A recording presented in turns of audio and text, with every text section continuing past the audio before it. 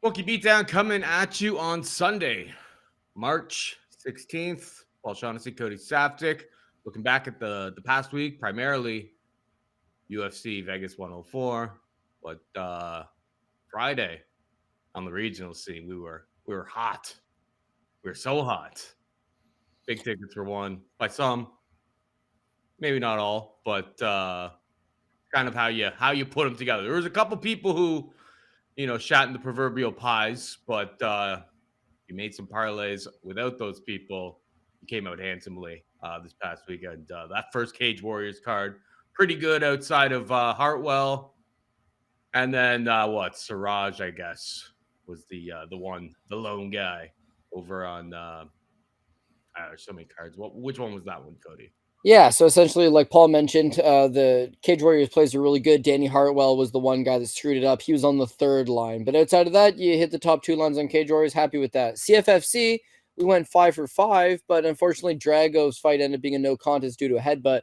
So lost a little value and ended up going 4 for 4. And then Tough Enough, we were cooking with gas, but Jamie Siraj blew the top ticket. So is what it is. Tons of value. I think we had a really sharp weekend. Regional side of things really felt like they were coming together. A lot of sharp plays, a lot of guys that were plus money or basically even money that made it look easy. Felt good about that.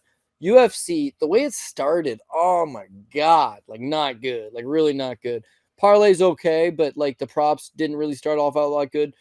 Felt like I was missing something. Kind of thought to myself, you know what, maybe I'm just better at picking regional fights. And then the UFC caught pretty hot fire for me after that. Went 6-1 to end off the last 7 fights, and props kind of ended up breaking even. So for the most part, Friday and Saturday, I'm happy with that, Paul. But it is a small little Apex card.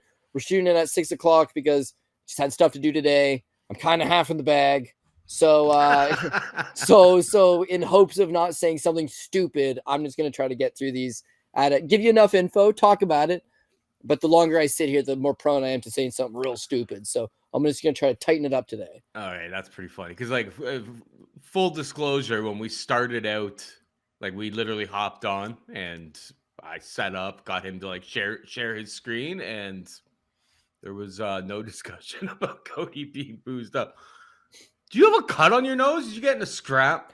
Yeah, I thought there was a dot on my a dog bite you or something. What's going on there? Yeah, my wife said the same thing. She's like, "What happened to your nose?" But it actually happened yesterday. And so me and my oldest daughter, Cammy, we play this game where I'm like, "I got your nose, I got your nose," and I grab her nose. Well, so she comes up to me and she's like, "Dad, I got your nose," and she grabs my nose.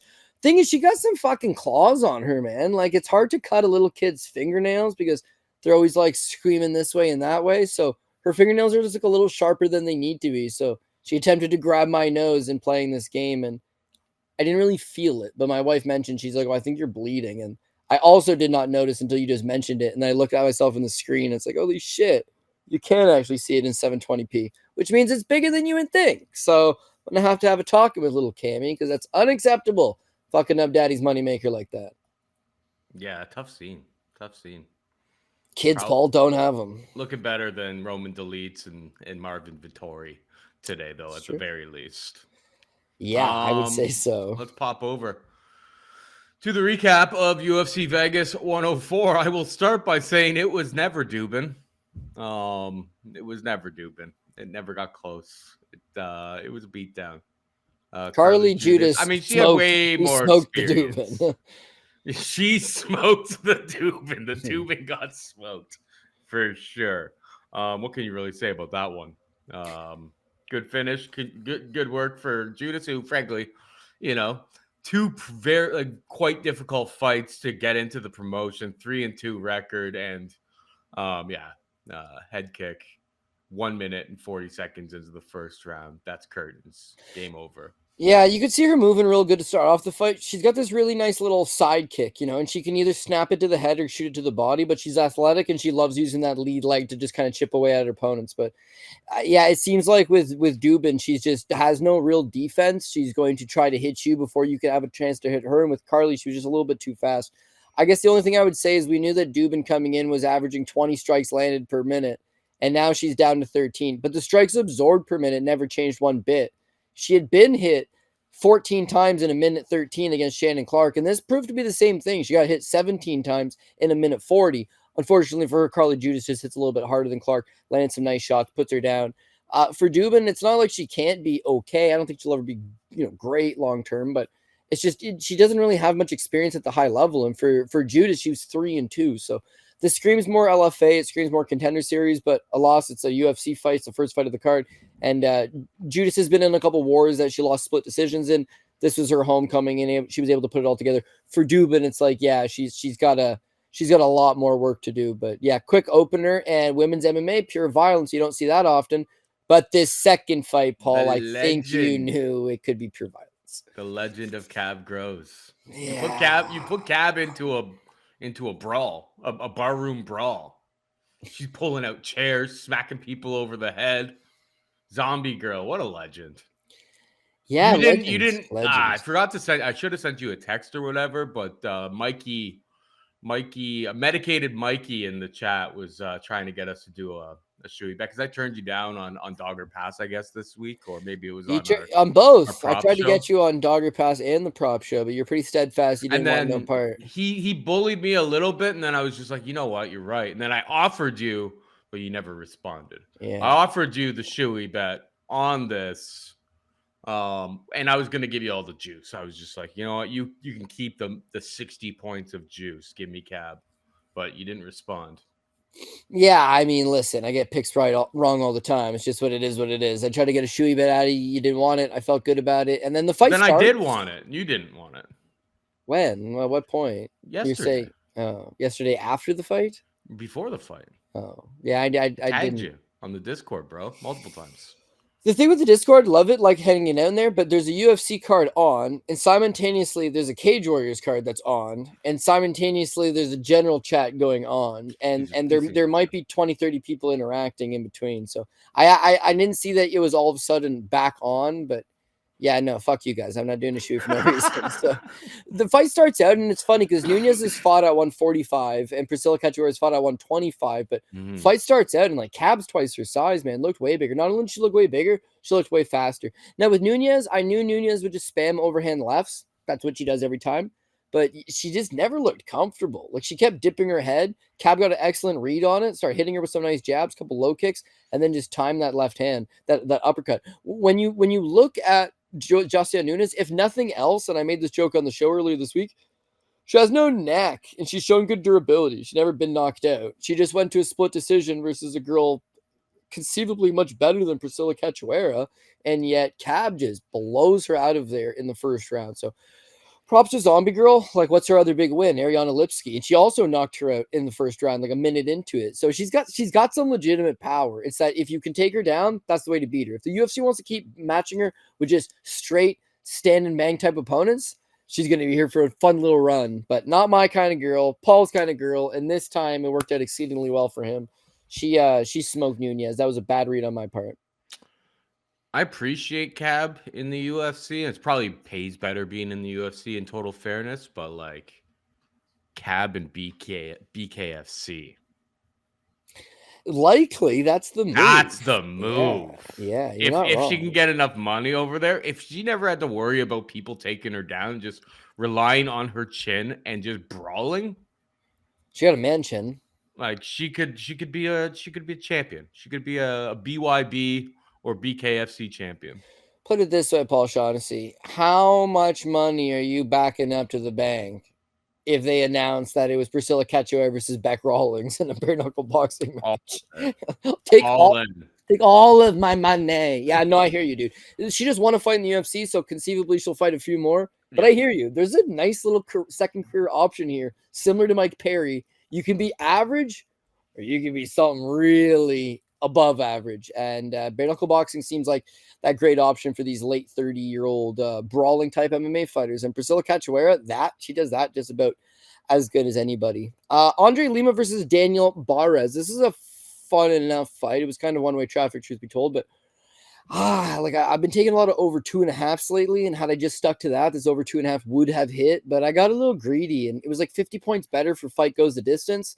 So I took fight goes the distance. Like 3 minutes into this thing, I know it's a dead ticket. Barres showed a lot of heart to continue to take that beating. He got nuked to the body. His lead leg's completely chewed up. He ends up on the ground where he's getting out grappled as well. But he did the damnedest he could to try to get me to that last buzzer. Unfortunately, it was like Lima was just too much for him.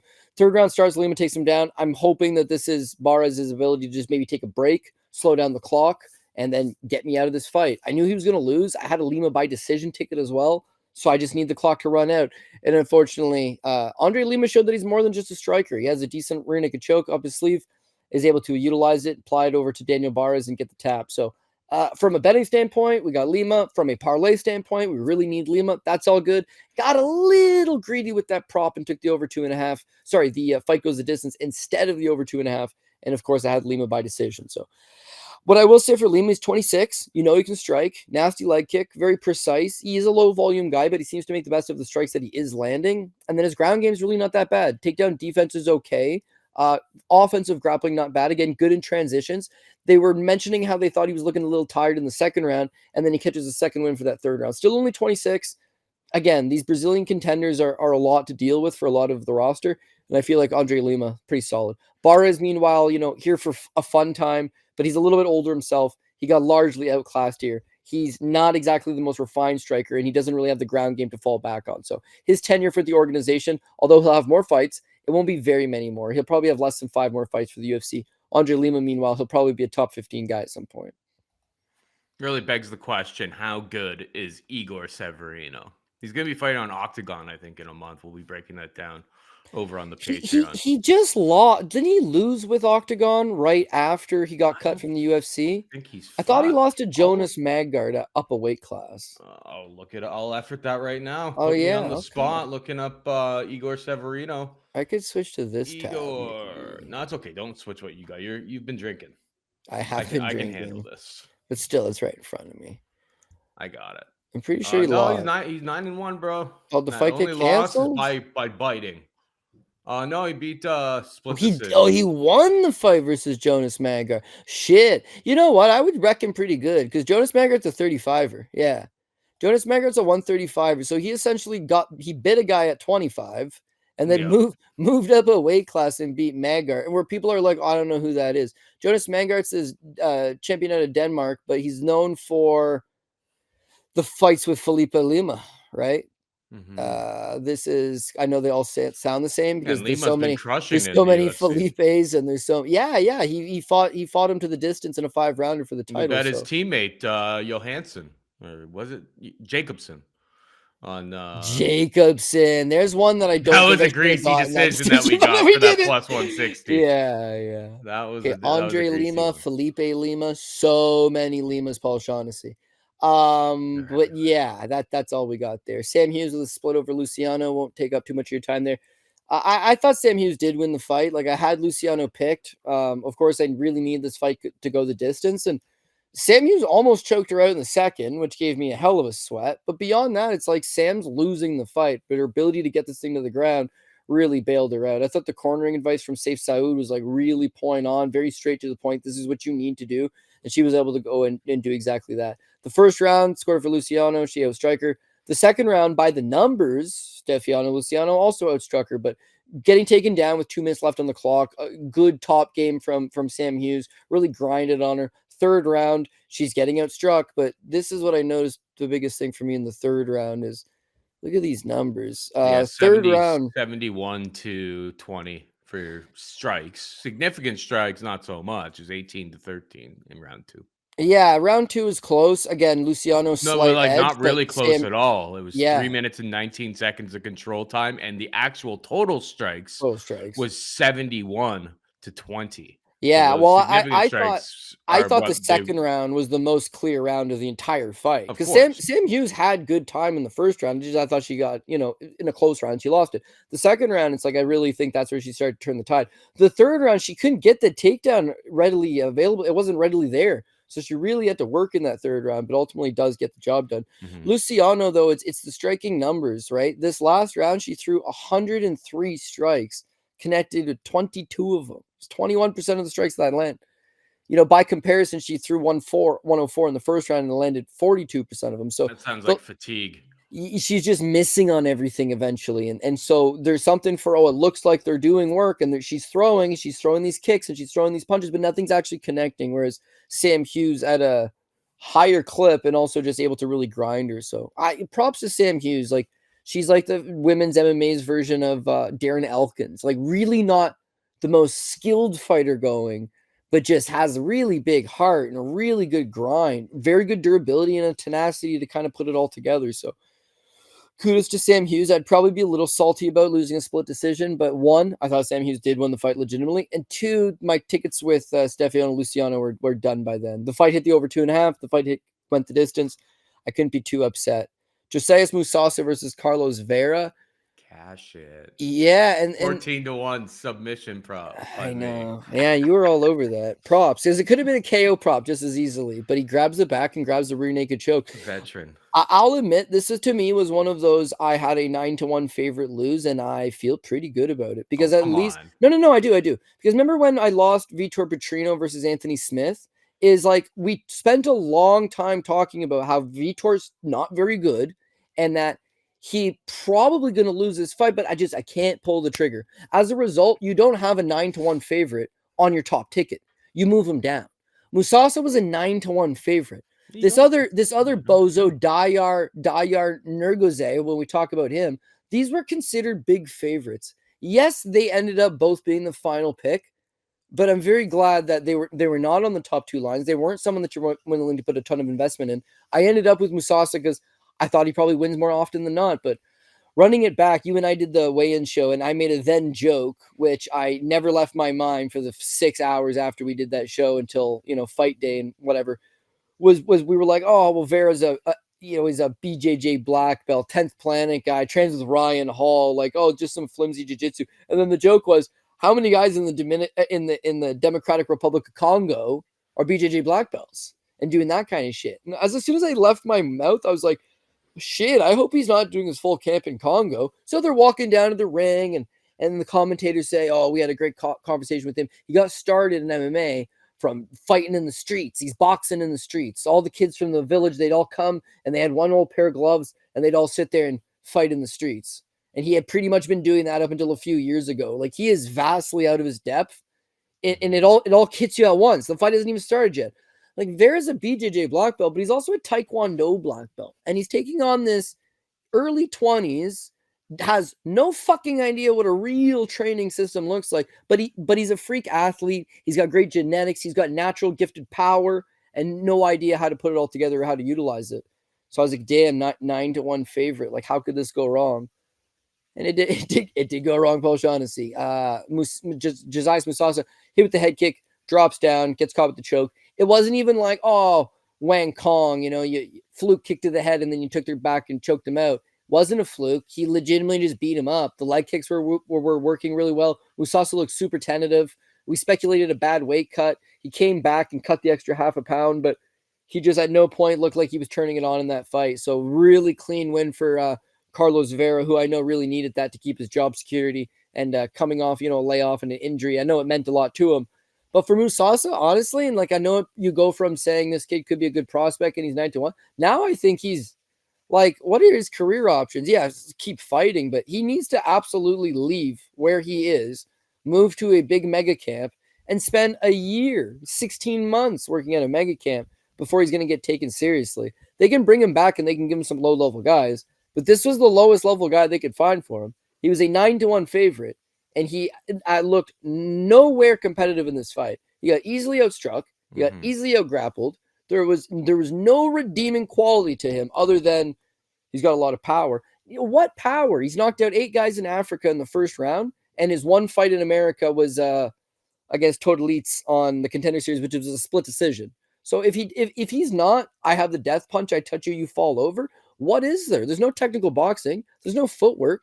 There's just speed and power. He needs someone that's going to be able to put that speed and power together and really take him to the next level. But wherever they book him next, it'll be in the UFC, I'm sure. But whoever the opponent is, like, I don't think you feel good about this guy at all. For Vera, I'd love to fade him next time as well. Like, I think he got a real good opportunity to fight a very young green kid that doesn't know any better, and he capitalized. And kudos to him. I give him that one all day. But the next time he fights, if people are like, crazy head kick, rear naked choke, guy's solid, it's like, oh, he's there to get exposed. It's that he was able to teach this young kid a real veteran lesson. So can't take that away from him. Quality victory for him. And the under 1.5 and the Vera first round and the Vera by submission, that was all the sharp play, and I know that's what you were hounding up. So that's a quality victory for you, Paul Shaughnessy. It was. It was a quality victory. I mean, it's just you had nobody had any idea if this kid had like any sort of like. I mean, Plan obviously he B. was rocked first, which helped. Vera was trying to like bait him to come to the ground because he was thinking that was, and like he wasn't taking that type of bait. Like he was going for jumping for leg locks, try because he didn't have very good wrestling, right? He was trying to bait him down there, and Musasa wasn't taking the bait, so he had to get it down there in another way. But It was pretty cool, yeah. that's why you don't bet -900 favorites in that are unproven in a lot of respects. Like that's just MMA betting. All right, moving on down, we got Su Young Yu taking on AJ Cunningham. Grappling clinic, top to bottom. The entire time I was just basically thinking, I'm like, Bryce Mitchell, the things Bryce Mitchell must do to AJ Cunningham in the training mats at home, insane. Like it must just like why do they even train together? I know it's they're like married into the same family or something like that. Because like otherwise, like what does Bryce possibly get from training with AJ Cunningham? Because like he will obviously is able to take him down at will over and over and over because everyone else that really tries is able to do so. Yeah, that's the one thing about Bryce Mitchell, and that needs to be studied. Nothing else about Bryce Mitchell needs to be studied other than he's self-trained. Like he's an independent fighter who trains himself in his garage with a handful of guys like AJ Cunningham or far less. And he competes at a world-class level and beats world-class guys. I don't know how he does it, but he's freakishly strong. I think, for me personally, the AJ Cunningham size difference, and this was going to be a grappling match, and he was going to show his best form. That all proved to be true. He was big. He had a better shot at winning this fight. It was strictly a grappling match, but he's just so slow and unathletic. Like on the feet, he's making you look like he has good striking. Yu's hitting him. Yu's landing a bunch of leg kicks, and he's staying active on the outside. Cunningham at a few points tried to explode forward and land a combination. And I thought he did an okay job of really trying to push you back and keep him on the back foot. But reactionary takedowns lead to him getting taken down. Now, this guy that's half your size, got to be half your strength. He's just tossing them. He got 5 takedowns on Cunningham. He got them whenever he wanted. Cunningham would do everything right to sweep or reverse. He'd work his way all the way back up, and then you would just dump him back over again. So for me, it doesn't change what I thought about you. I don't think he's very good. I still don't think his striking is very good, and he's live or die by this grappling. We hit it over 1.5. We hit a 2.5. Fight goes the distance. That was how I figured it would be grappler versus grappler. That ended up being accurate. But Cunningham, there really is no redeeming quality to him. He's not a good striker. He's not a good grappler. His durability in terms of in what, right? In the Contender Series, he gets knocked out. In his debut, he gets knocked out. Against you, who is not known for putting up damage, he's able to last 15 minutes. But how many other guys on the roster are going to not hurt you? Probably not a whole lot. He's 0-2 in the UFC now. He's 0-1 in the Contender Series. He's lost to the bottom-ranked guy down 2 weight classes. Like, I don't think there's a really high upside there or future for AJ Cunningham. Could he go to another promotion and pick up a couple wins there? For sure. But are you going to make a full career out of this and make 6 figures a year being a professional sports athlete? Not likely. So I can't say, this was a bad pick on my end. To be honest with you, he was a plus 425 underdog, and it was the PRP pick. Like, I don't feel bad about taking that shot. And it went the distance. Like, it wasn't a complete route. Man, you were off on that. It was a route. It was 3. It was a route, but you just didn't know in advance that, like, the part of that bet that made sense is, like, AJ Cunningham is enormous at 136 pounds. It didn't end up really mattering, but you didn't know that at all. You didn't know that in advance. So that's why I don't think that's a bad bet at all. You're betting on the unknown. And then we did see after the fact that, like, okay, well, it didn't really matter what weight class he was at. The wrestling just it's too much of a hole in his game. He kind of I feel like AJ Cunningham like is gonna have like a Lee Meehan type of career arc. He'll be like 48 years old, 58 years old, fighting in some like backwoods yokel, be some sort of behind like the Walmart. They'll have like a cage set up, and he'll be fighting for like $150 down in like Biloxi, Mississippi one day. I mean, like it's certainly possible. At heavyweight. Yeah, at heavyweight. I just wants to smoke all about it.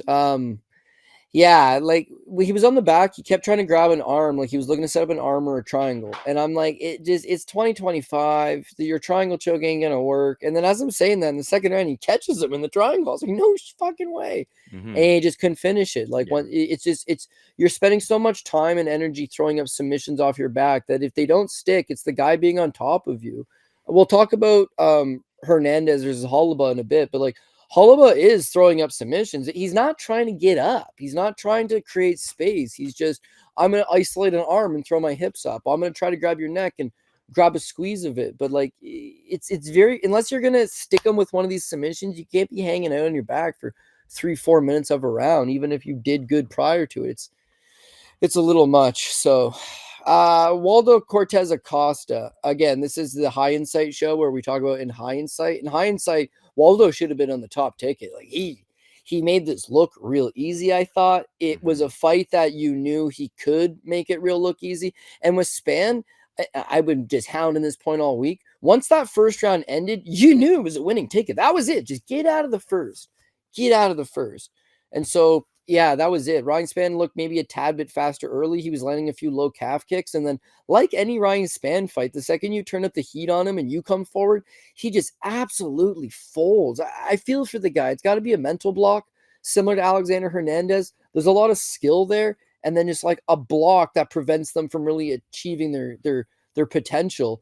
In Hernandez's case, at least he wins the odd fight here and there. For Spann, he wins the odd fight here and there. Yeah, but it's always the first round guillotine choke, or like he's got to finish you right away. Or I think his brain starts telling him like, we're done, Ryan. Let's get out of here. Live to fight another day, man. Let's not get hurt. But he just shuts right off. So they're heavyweights. You don't want heavyweights on your top ticket, but only one of them was actually a heavyweight. The other one's a light heavyweight. And that should have been a really big point that I drummed home, which I didn't. I ended up having Waldo on the third ticket, which would have been great. Unfortunately for him, Josias Musasa burnt that one up. So it was a win. It was over 1.5, which I had. But outside of that, it's like wasted opportunity. It's like this could have been the keystone of the whole week, really. And I kind of let it slip away. So Waldo's really not that good. It's that this matchup with Ryan was going to make him look career best. And he did look career best. But don't get lost into this is a heavyweight contender. It's got to be proper matchmaking for Waldo. Choi Vallejos. Choi was doing well with the leg kicks, kind of everything that we talked about on Dogger Pass podcast this week of how he could make it difficult for him, but he can't take damage anymore. Vallejos KO was chalky, but free, really. Once he landed those hands on him, this kid Vallejos is good. He's 22, 23 years old at this point. Calling out John Silva after the fact. I like that. Not many guys are calling out John Silva right now, so they can rebook that down the line. Vallejo is going to need to put together a few wins, but his boxing's very good. He seems a little bit definitely seems a little bit undersized for the division, but yeah, I like he's a nice looking he's maybe he's everything that we thought maybe Francisco Prado could be. He's actually the real deal of what Prado, like his defense is a hell of a lot better. Way better, yeah. Prado. Yeah. That's the key. Prado just looks to swing in the pocket, whereas Yeah. you can see this kid's looking to use some footwork. He's looking to bait you and set some traps. I don't mind what he brings to the table. The John Silva fight call out, it's cool because nobody's calling out John Silva. So it's like, hey, why not throw that out there? They fought in the Contender Series, but it would really make no sense for John Silva, who's won 4 fights in the UFC. Not. He if he beats Bryce Mitchell, it puts him on 5 straight UFC wins, and he's really in contention. Fighting this 23-year-old Argentinian kid who's really hungry like that, it does you, who you've already beaten, it does you absolutely no good. So yeah, kudos to him. I would say of the 3 best calls, like sometimes you get a fight right, but you're like, I didn't see it going down that way. It doesn't feel as good. We nailed this Kevin Vallejo Sungwoo Choi fight in that Choi can't take the punches. He's been dropped 6 times in his last 4 fights, and it's about to be 7+. And that's exactly what happened. He starts off well, leg kicks. We talked about the leg kicks. We talked about the length. We talked about the proportions. We talked about the fact that he cannot take a punch anymore. And at some point, Kevin Vallejo is going to hit him. All of that actually proved true right to a T. Other than the main event, which I feel like I called like pretty well down to how it happened. Yeah. This Vallejo Sungwoo Choi fight really did. First round, some point the fire is going to be returned and he won't take it. So this one felt good. And then moving on to this Brenson Ribeiro Dyer fight. I know you were saying earlier, like, there's no honor in a losing pick. That's how I felt anyways with Musasa, right? It's that, yes, I did take this fat Kazakh bitch, but I had at least enough smart to say we broke him down Dogger Pass, and we said right off the get-go, this guy's not good. He's not a good fighter. It's just Bredson's really not good, so maybe he still wins. Brenton may be a lot better than we think. No, Bredson's no good. He caught a bad fighter who had a bad weight cut, who is just he's twitching out the whole time in there. It's his UFC debut. He's not at this level. Tourette's. It could be it's gotta be Tourette's. Well, it's undiagnosed Tourette's. I think it's probably Tourette's too, but it's probably undiagnosed because the broadcast team was like, we don't know what's up with him, and we talked to him, and he said it's just like a nervous tick. You think if you'd have diagnosed Only Tourette's, happens when he's fighting, because like at the weigh-ins, we pointed it out on the Patreon weigh-in show. That's like he wasn't when he was coming in fat. Coming in overweight for those weigh-ins, he actually didn't have the tick, and I was like, "Where's the tick?" And then the moment he steps foot in the cage again, he's wiping his eye constantly. Yeah, he's wiping his eye, but he looked slow. He was plodding. He looked lethargic. You could say bad weight cut, but like he's not that big. He just looked like he was soft all around. You watch tape on him, and I saw a couple people comment there like, he doesn't look good right now, but this guy's gonna be good. Because when you watch tape on him, it's like, I've watched all the tape on him. It all looks bad. But he's fighting guys that are also not very good. That part we called. This guy's not good. Then we did the weigh-in show where we see him miss weight. He's confused. Like, he doesn't even know he missed weight. The commission's got to explain to him that he's missed weight. I thought, oh, man. And then right before it was like, let's just fade this guy. It's like, I can't do it because it's Brenton Ribeiro. We talked about the speed. We talked about the athleticism. We talked about the experience. We talked about all these numerous qualities that Bredson actually had in his favor, why he could win the fight. And then he went out and he put them all to good use. So that feels like a missed opportunity. I really should have just faded this guy. I knew he was bad. We talked about how he's bad. We talked about how Brenson's getting a bad rap, and Brenson's not as bad as we're all making him out to be. And this guy's a lot worse than we're making out to be. Like, missed opportunity there. So yeah, I didn't touch DR with a 10-foot pole, but like that was the win. Plus 300 Ribeiro. I mean, he won round 1 and then subbed him in round 2. That was a great bet. Frankly, it was. Maybe probably the best bet on the card, to be perfectly honest. Well, Musasa was landing some good strikes. Vera was flopping around. He got the submission. He got the win. It was a wider price, but like you can see why Musasa would have been a bigger favorite. Priscilla Cachoeira cashes as a dog, but it's like they're slanging and banging on the feet until one of them dies. And I mean, you get into that type of fight with Cab, you're gonna pay the price. I mean, Brenton comes off looking like the best play of the card, I would say. Yeah, it could be, but now Chidi was pretty good too, though. He'll take a little too much action his next time out because it's a nice win. But I'll leave you with this, then we can move on. Dayar takes him down. The Kimura from the bottom, that shit doesn't work anymore, right? It doesn't Kazakhstan, brother. It did. Yeah. Okay, I will say this. I went to Abu Dhabi for a jiu-jitsu tournament. I was there for 10 days, and the hotel that we're at, it was a. I don't know why jiu-jitsu people call themselves fighters. They're not real fighters. It's the fighter hotel, the athlete hotel. And I'm there, and there's a rooftop pool. So I go up to the pool, I walk out, and it's Kazakhs as far as the eye can see. All Kazakhs. And I'm like, well, Jesus, this tournament's full of Australians and Americans and, South Americans and people from the Middle East. Like, where did all these Kazakh guys come from? They're not even competing in the tournament. They're just there. So I ask around, and they're like, yeah, Kazakhstan's really not that far from here. And it's really cheap to fly here. And the government basically promotes a lot in Kazakhstan to like, come here and vacation here. So I seen hundreds of these Kazakh guys, and the fattest one was 6% body fat. They're all so shredded. All of them. Could be a 50-year-old man. Shredded. So this was, again, wasted opportunity. The first fat Kazakh I ever seen in my life. I should have known there was something up, Paul. I should have known there was something up. But I was too blind to it because of Bredson Ribeiro. So coulda, shoulda, woulda. Hopefully I can fade both of them the next time out.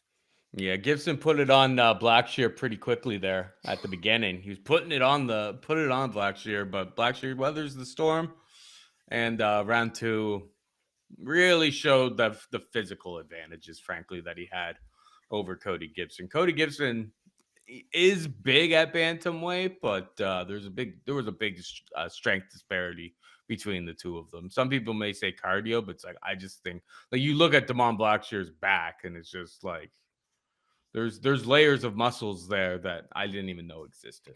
Yeah, I don't know about that one. The first round starts, and I thought Cody Gibson's being rugged. He's moving him backwards. He's got him up against the cage. He's definitely outlanding him. He's outstriking him, but also just having some good success pitting him up against the cage and out muscling him around. I got Blackshear on my top ticket, not because I love Blackshear. I don't. But this is a very weird card where you need to take some of these somewhat big favorites, but not a Musasa at minus 900, not a Bum Dayar Nergoze at minus 450, minus 500. Like you needed someone that you could rely on a little bit. And I felt with Damon Blackshear, I could rely on him. The way this fight starts, good thing they don't print you a paper ticket online because I would have ripped it up. Like Blackshear looked awful, loses the first round. Second round, he still looks awful. And then Cody Gibson, for whatever reason, is like, I'm out striking this guy 45-13 on the feet. I'm going to take him down. What? Why would you, Paul? Why would you bother taking him down? Cody looked like he was getting a little bit tired, so I think he just didn't want to fight a fast pace on the feet anymore. Decided to take him down, does get the takedown. Blackshear reverses, ends up on top, and then from there, the guy's a quality grappler. The thing is that we already knew from 3 fights back, his fight with Montel Jackson, he'd been knocked down in 18 seconds, that like, even though you may like this guy, he's never going to be really trustworthy because he got knocked out in 18 seconds into a fight. He jumped straight into the punch. Then for Cody Gibson, a 37-year-old wrestler, to fairly easily outstrike him for the first round, it's also concerning. But it's the post-fight interview that kind of had me the most confused about where I go with Damon Blackshear from here. Is they were like, oh, you had a slow first round. Cody Gibson caught you off guard. And he's like, oh, no, man, I had too much to eat today. It's like, what do you mean? Because I had too much to eat. So the first round, I decided to just, I'm just going to wait and see if it feels better in the second. It's like, holy fuck, that's the fine line we're playing between losing our money and winning our money. The guy's fucking little tum-tum is sore. And that's the difference of, I can go and take this guy down and choke him out, or I can beat this guy in a striking exchange, is that you're not feeling yourself. Blackshear in the second round, it looked, oh, this is a fight he wins 10 out of 10 times. That first round, he just looks so off. And that's against Cody Gibson. Try going out there and fighting some of these elite 35ers. Paul and I talk about day and night how many quality 135 pounders. You can't take the first round off and get beat up like that because your stomach's sore because you had a big lunch. You're a pro athlete. You're a consummate professional at this point. But Blackshear seems like a basket case. He looked like shit at the weigh-ins. He looks disheveled. You're saying he's got a big back on him. He's athletic. These weight cuts are hurting him, and he's going to shit in the apple pie very soon. We got out of this one. I take it. But I wasn't all that impressed with his performance. Cody Gibson gave him a go. Unfortunately, yeah, he's 37 years old and fights in a weight class that's predicated on speed and cardio, so it didn't work out for him. But this is this top ticket this week hit. In fact, the top 2 tickets hit. The top ticket itself was shit. Alexander Hernandez and Damon Blackshear, like they almost both fucked me. Blackshear got a finish. We'll talk about Hernandez now. That one just came down to judging and what you're looking at, right? Mm-hmm. How'd you score that? Hernandez won with the takedown at the end of round 3. I think I gave Kurt round 1. Yeah, I'll be 100% trying to honest. Remember off the top of my head, I think I gave Kurt round 1. Yeah, Kurt round 1. Second was pretty close, but Hernandez got a takedown late. Yeah, and then third round's all Hernandez. Kurt won round 1. It was the control time plus the striking was close enough in round 2. Yeah, and then 4 minutes and 29 seconds. I mean, if it's getting that takedown, maintaining control. I actually watched Hernandez's post-fight interview, and I feel like he's grown up a lot. He seems pretty cool now. He's not the guy that was calling out Cowboy, being brash and conceited, because he's been humbled, frankly, over the course of his career. But yeah, he was talking. He actually has like some sort of problem with his like neck or something like that, which sounded like it really caused problems in this camp.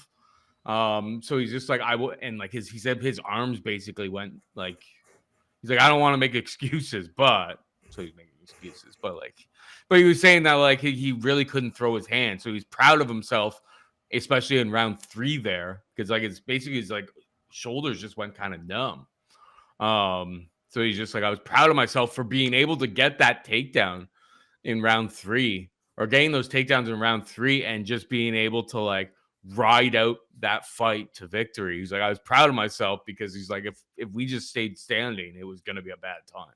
So that was interesting, and something to probably monitor moving forward. He seemed like he was on the ball. He already had like some sort of injection set up for like this week and stuff like that. He was telling everybody about it in the post fight interview. Yeah. Well, listen, we always knew that he was untrustworthy because cardio issues and heart issues, or not heart issues, confidence issues, certainly. But yeah, in this instance, yeah, now he's got some injuries he's dealing with. I did not want to put Alexander Hernandez on the top ticket this week.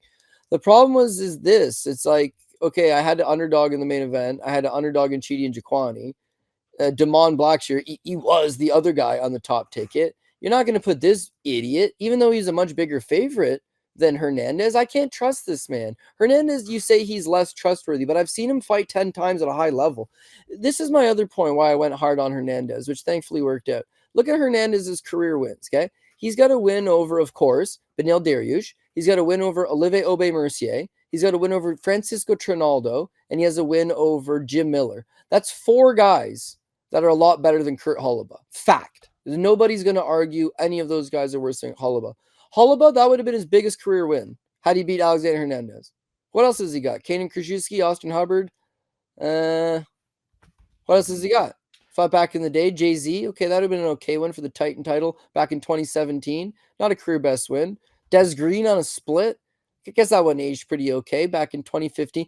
That would have been a career best win for him. So when you talk about guys that have higher potential or higher ceilings, it's like Hernandez was one of those guys. He's got him beat everywhere. So where's his confidence at? You never know. I got to be honest with you, because if I'm going to sit here and tell you I thought Myron Santos won clean against Francis Marshall, which I stick by, I thought he won. Well, I also have to be honest when I think one of my guys lost. I thought Alexander Hernandez lost this fight, truth be told. He's on my top ticket. I really needed him. He didn't look good. The first round, I thought he was winning, and then it was very close, and it's not a knockdown. The commentators kept talking about, like, oh, that hurt him. Oh, he got knocked down. Michael Bisping even said he hit the ground hard. It's a total slip. Both of his feet shuffle in at the same time. He falls over. He gets right back up. But if you buy into that, it really was the big moment of the first round. I thought the first round went in favor of Kurt Holobaugh. The second round, Kurt Holobaugh is mauling him, right? By this numbers, it ends up being 38-30, but you got to really watch back the round. Her outstrikes him 26-22, lands the bigger shots. He wins the first. The second round, he's outlanding him easy. He's hurt. He's got him backed up.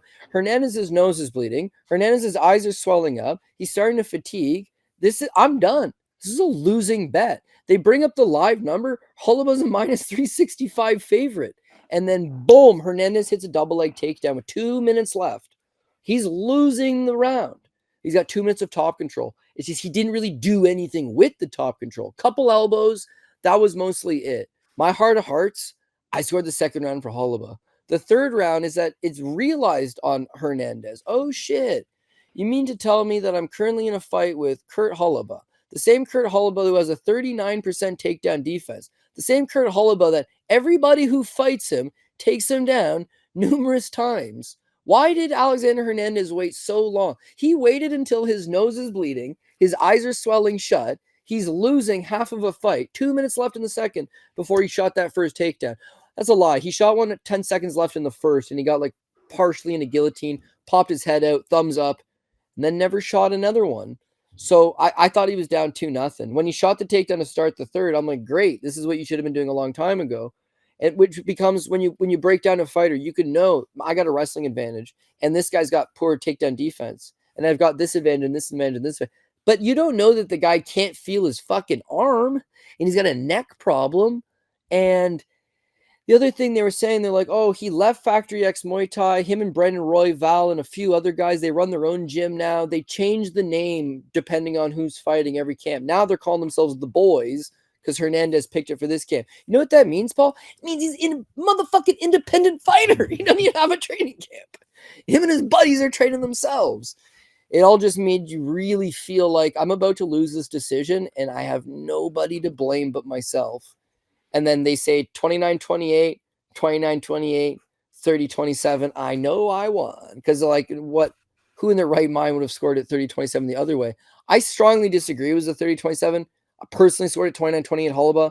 I thought if you're looking for damage, this guy did the damage. Visibly, he did more damage. Physically, he outlanded him. Yeah, he got taken down 4 times, but mostly he just got held down. I got lucky. I got lucky this weekend on that top ticket for Kurt Holba. But listen, I got to take my losses like a man, so I'm going to take my win like a man too. What's up? Fucking easy money in your face. Hernandez told you. But the actuality of it is like, that was not no easy money, bro. That was not easy money at all. One little slip up the other way. And anyways, I would have lost everything. But we finished up strong. So 2 dogs to close out, co-main event, main event. Let's go. Chitty Chitty Bang Bang. Yeah, I mean, Chidi won.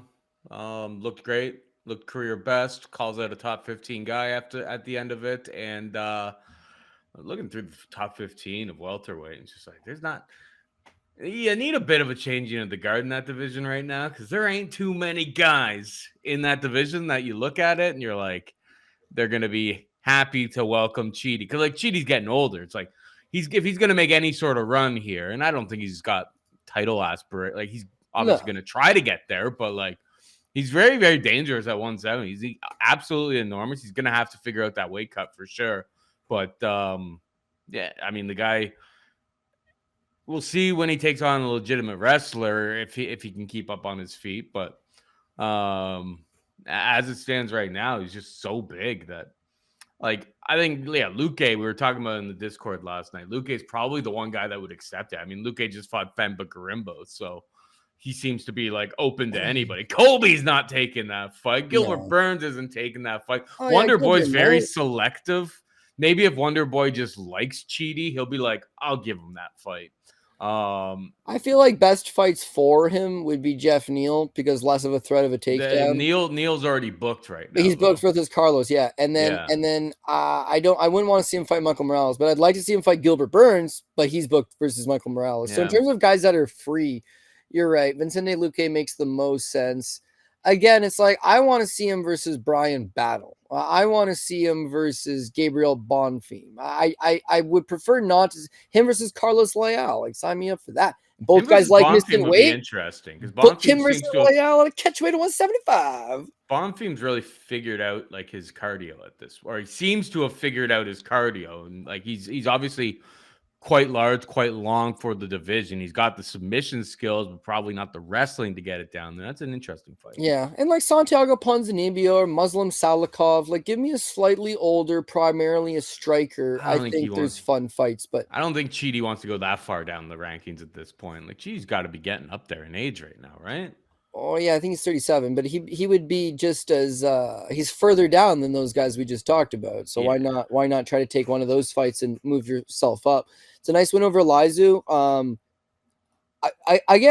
don't know that I was like 100% spot on with this one, but I think the big narrative that we talked about was that he had struggled versus Randy Brown's proportions, and Chidi is just as big, but actually he's bigger. He's a middleweight. Like the guy's got an 80-inch reach. He's gigantic. Paul mentioned he's better at 170. Paul's 100% spot on. He's undefeated at 170 and 172 catch weights that he misses weight for.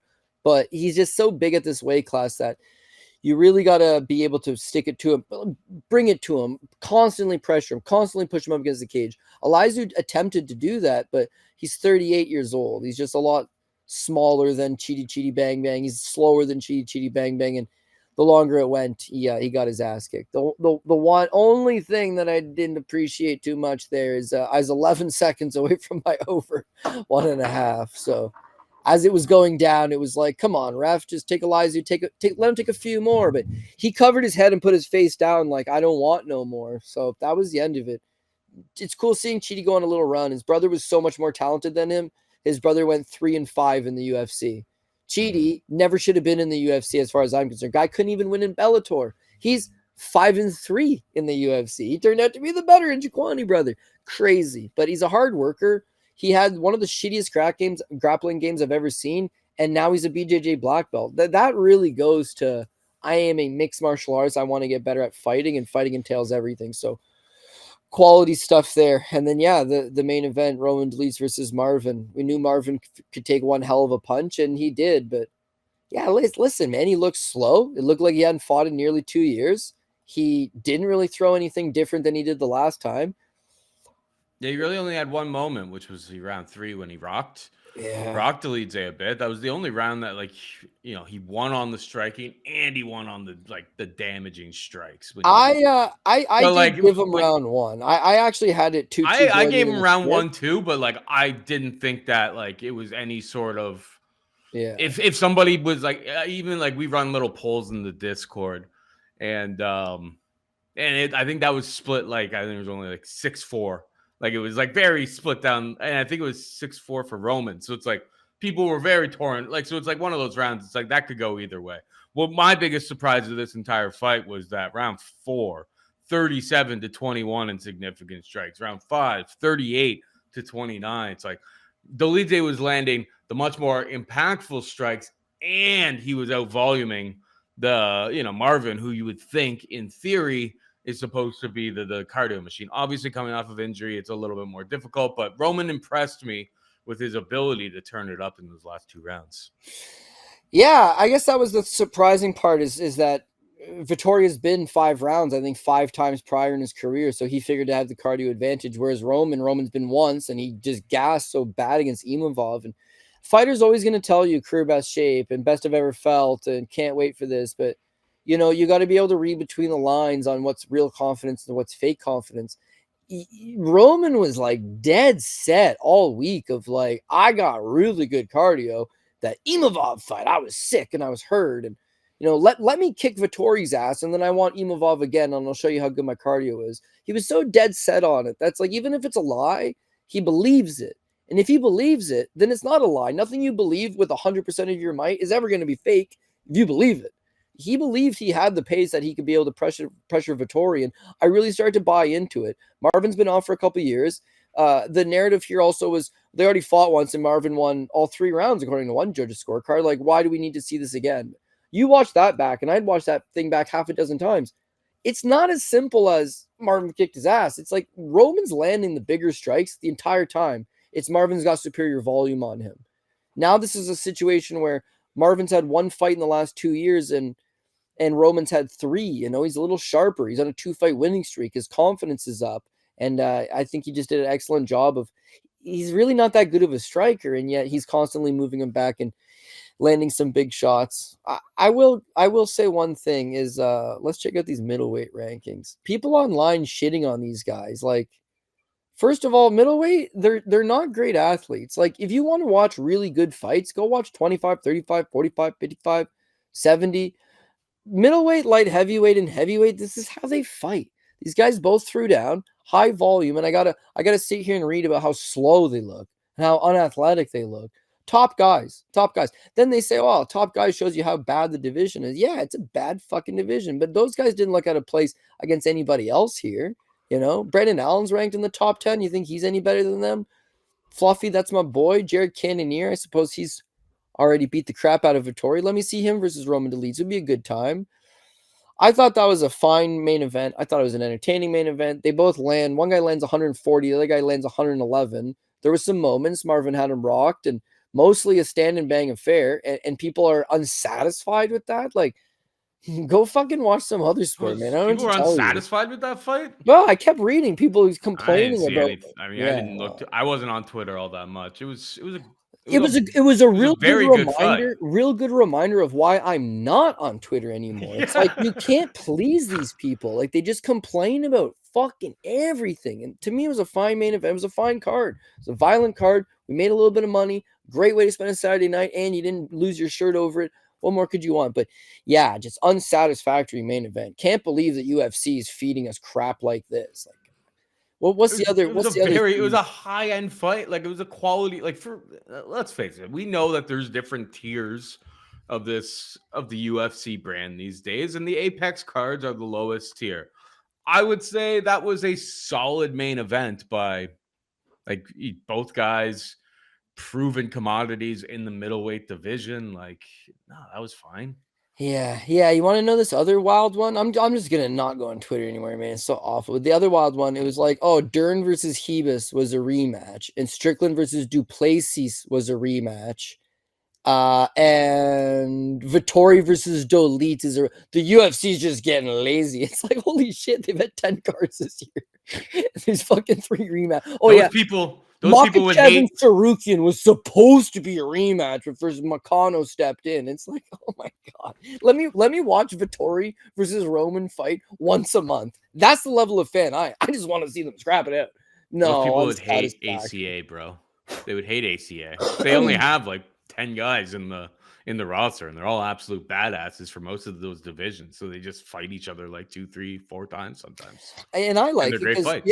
and then eventually you'll see these Russian guys. Like we hit that Armenian kid on the Tough Enough card at plus 120, end up going off like minus 181 every single round. But it's like he was 5-4, and it's like, well, who are his losses? Oh, it's the current ACA champ. Is the current ACA like number one Josiel contender? Silva. Yeah, I it's was like, trying okay, to say that the when you were guy's talking. obviously good. Yeah, I was trying to get it in when you were talking about Blackshear versus Gibson. I was like, wow, both those guys. Like Josiel Silva would eat both those guys for breakfast, but like Isn't that's that a neither here great nor there. point though? Yeah, Yeah, couldn't Joe nobody Silva knows walk who he in is, but and you kill slap him. up Blackshear tomorrow? Yeah, you're 100% right about it, man. There's a lot of talent everywhere, but we're fed this narrative of like, oh, this guy's so much better because he won in the Contender Series, and Dana said he was real Our impressed. Nursha guy won on Contender Series. How'd that work out? Yeah, and Musasa won on the Contender Series, and you Mm-hmm. just see it time and time again where Dana's like, we think this guy's special. It's like this guy maybe could be special if he spent 5 more Dubin won on years. Contender Series. Dubin, yeah, Contender Series vets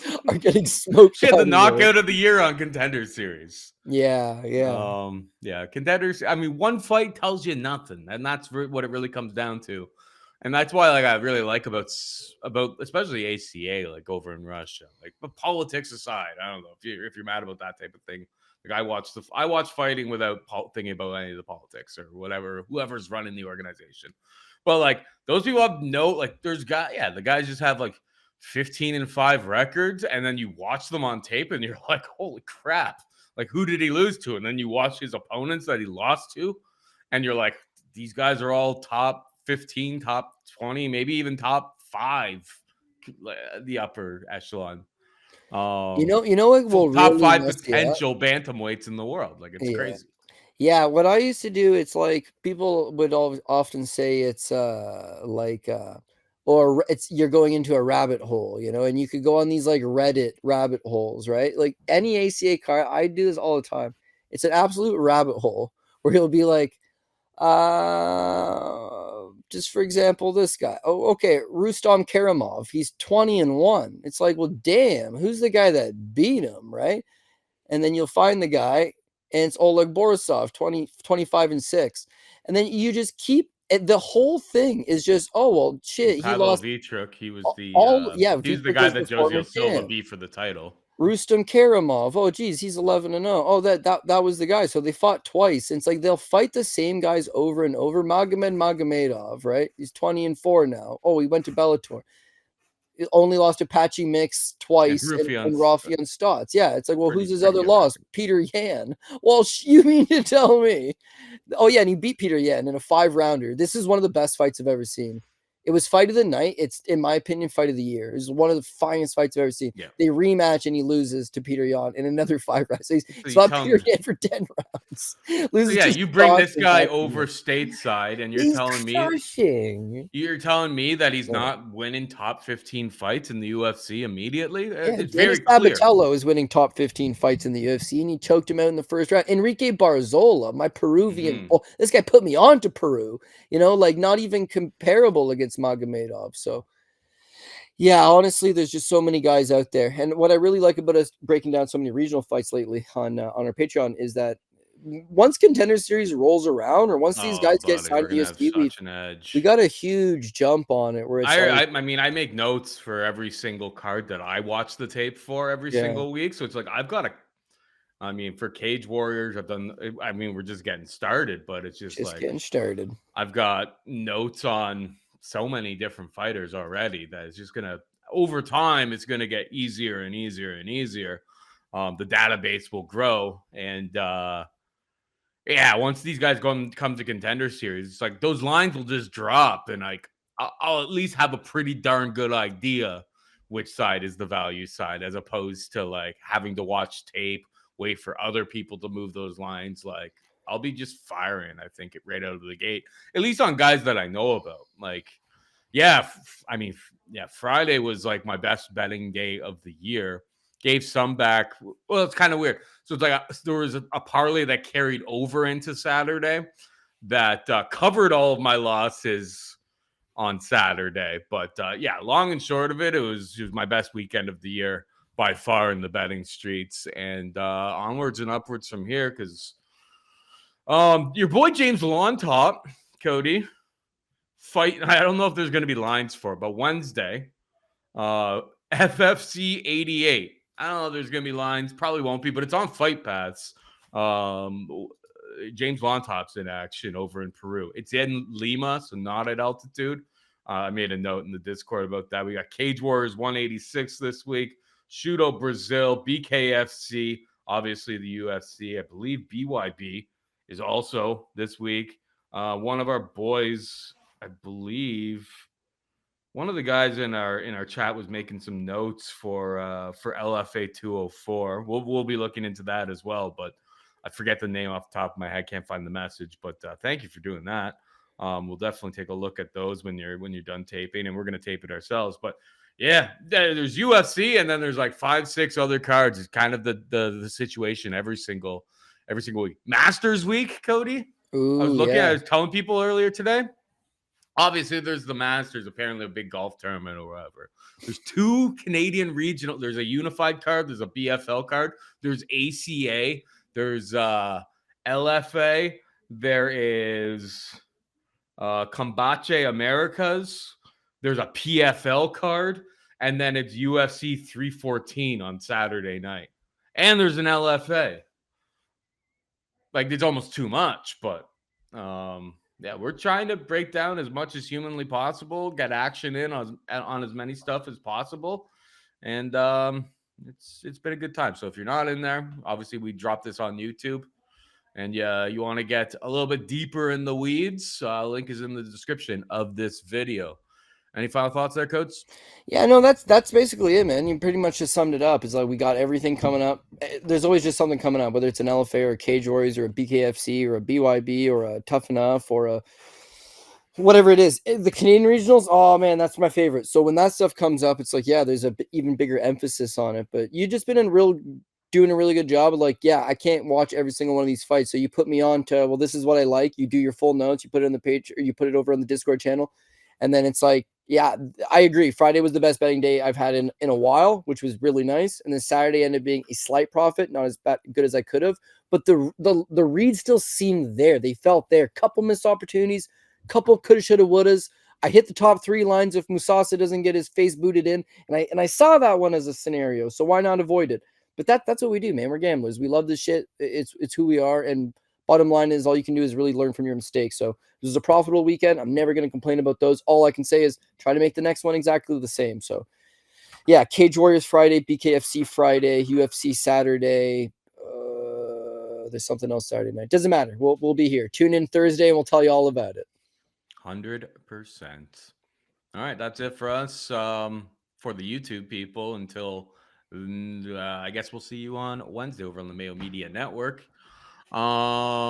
Then if you're just somehow not a Dogger Pass person, but like these recaps, we'll see you next Sunday. Everybody in the Discord. We'll see you on Thursday, but obviously we'll see you over in the Discord as well. All right, peace.